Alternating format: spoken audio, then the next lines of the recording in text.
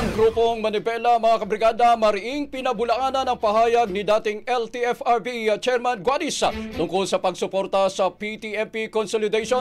Brigada Katrina Hunson, i-brigada mo! Brigada! Live report!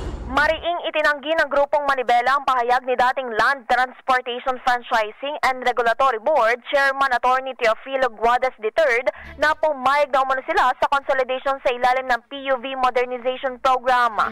Sa panayam ng Brigada News sa Manila, kay Manibela Chairman Mar Valbuena, sinabi nitong wala silang inilabas na anumang pahayag ng pagsang-ayon sa consolidation o pagbuo ng transport cooperative.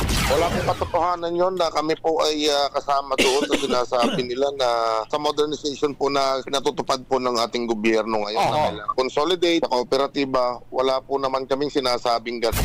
Ayon kay Valbuena, posibleng sariling interpretasyon lamang ni Guadis ang kanyang naging payag dahil nananatiling matatag ang paninindigan ng kanilang grupo laban sa sapilitang pagsasama-sama ng mga operator sa ilalim ng PUV Modernization Program. Nilinaw rin ng grupo na di sila titigil sa panawagan para sa pagbibigay ng provisional authority sa mga single operators. Kasabay nito, nagpapatuloy naman ang kanilang transport strike bilang protesta laban sa mga pulisya ng DOTR SAIC na itinuturing nilang pabigat tulad na lamang ng inspeksyon na isinasagawa ng Philippine Coast Guard.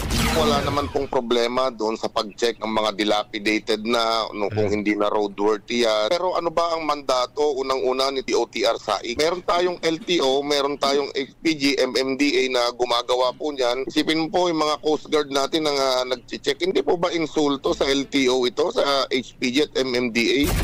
In the heart of changing lives, ako, si Brigada Katrina Hunson ng 105.1 Brigada News sa Manila, the Musica News Authority.